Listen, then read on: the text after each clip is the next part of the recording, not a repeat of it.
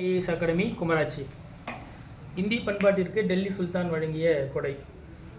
அதாவது கவாலி அப்படிங்கிற இசைப்பாணியில் சித்தார், காயல் போன்ற இசைக்கருவிகளை நமக்கு கொடுத்தது யார் அப்படின்னா அமீர் குஸ்ரு. அமீர் குஸ்ரு அப்படிங்கிறவர் யார் அப்படின்னா இந்திய கிளி அப்படின்னு சொல்லுவோம். அமீர் குஸ்ரு எழுதிய துக்லக் நாமா அப்படிங்கிற நூல் ஒரு முக்கியமான நூலாக கருதப்படுது. இந்தோ அரேபிய சங்கீத கலைகள் ஒன்றுபட்டு இந்துஸ்தானி அப்படிங்கிற புதிய ராகம் நமக்கு கிடைச்சிது. டெல்லி சுல்தான் காலத்தில் கோரா, சானம் போன்ற புதிய ராகங்களையும் இந்து மற்றும் ஈரானிய முறைகளை ஒன்றிணைத்து குவாலிஸ் என்ற புதிய வகை மெல்லிசைகளும் நமக்கு கிடைச்சிது. ராக தர்பன் அப்படிங்கிற இந்திய இசை நூல் பாரசீக மொழியில் மொழியாக்கம் செய்யப்பட்ட போது சுல்தானாக இருந்தவர் ஃபெரோஷ் துக்லக். இந்தியாவில் திராவிட கலைப்பாணியினுடைய வளர்ச்சி குறைந்து இந்தோ அரேபிக் கலை வளர்ச்சி டெல்லி சுல்தானுடைய காலத்தில் தான் வளர்ச்சி பெற்றுச்சு. அலாவுதீன் கில்ஜியினுடைய காலத்தில் தான் சக்ரா அப்படிங்கிற பட்டியல் முறையும் தாக் அப்படிங்கிற குதிரைகளுக்கு சூடு போடும் முறையும் நடைமுறையில் இருந்துச்சு. அங்காடி சீர்திருத்தத்தின் முன்னோடி அப்படின்னு நம்ம யாரை சொல்கிறோன்னா அலாவுதீன் கில்ஜியை தான் சொல்கிறோம். தற்கால உணவுத்துறை அதிகாரி பணியிடங்களுக்கு மிகச்சிறந்த ஒரு கொடையாக அலாவுதீன் கில்ஜியினுடைய பணி நமக்கு கிடைச்சதுன்னு சொல்லலாம். வேளாண்மை முறையை மேம்படுத்துறதுக்காக முகமது பின் துக்லக் நமக்கு ஏற்படுத்திய துறை திவான் இ கோஹி அப்படிங்கிற துறை. டெல்லியில் இருக்கிற ஃபெரோஷா கோட்லா மைதானம், ஆக்ரா நகரம், அங்கே இருக்கிற அழகிய பூங்காக்கள் எல்லாவும் ஃபெரோஷ் துக்லக் காலத்தில் உருவாக்கப்பட்டது. ஃபெரோஷ் துக்லக் ஆட்சி காலத்தில் வேலைவாய்ப்பு அலுவலகம் உருவாக்கப்பட்டது.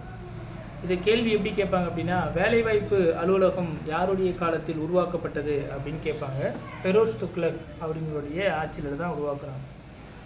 அனாதை மற்றும் கைம்பெண்களுக்கு நலவாழ்வுத்துறை உருவாக்கினார்.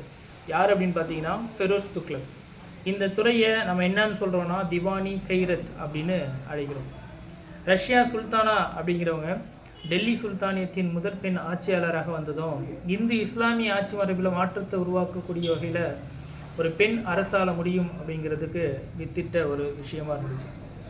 டெல்லி சுல்தானியர்கள் வெளியிட்ட நாணயங்கள் பிற்காலத்தில் வெளியிட்ட நாணயங்களுக்கு ஒரு முன்னோடியாக திகழ்ந்தது.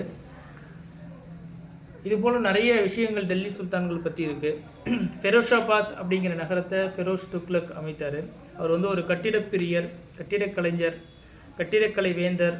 அவர் பார்த்திங்க அப்படின்னா பூங்கா பிரியர், நீர்ப்பாசனத்தின் தந்தைன்னு கூட சொல்லலாம். ஏன்னா பொதுப்பணித்துறையில் அவருடைய கவனம் ரொம்ப நீளமானது. முகமது பின் துக்லக்கு பிறகு தான் ஃபெரோஷா துக்லக் ஆட்சிக்கு வர்றாரு. இந்த மாதிரி நம்ம டெல்லி சுல்தானில் முக்கியமான கட்டிடக்கலையாக பார்க்கக்கூடியது குதுப் மினார். குதுப் மினாரை கட்ட தொடங்கியது குத்புதீன் ஐபக், கட்டி முடித்தது இல்துமிஷ்.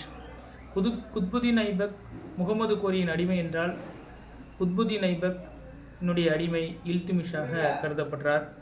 இந்த குதுப் மினார் எங்கு உள்ளது அப்படின்னு பார்த்தோன்னா டெல்லியில் இருக்குது. குதுப் மினாரினுடைய உயரம் கிட்டத்தட்ட 232 அடிகள். இந்த குதுப் மினாரினுடைய பள்ளி வாசலில் தொழுகைக்கு கூவி அடைப்பவர்களுக்கு முயாசின் அப்படின்னு சொல்லுவோம்.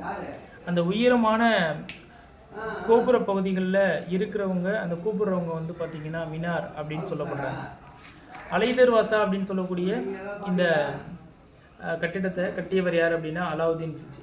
அலாவுதீன் கில்ஜி ஒரு முக்கியமான ஒரு சீர்திருத்தவாதி. தேங்க்யூ.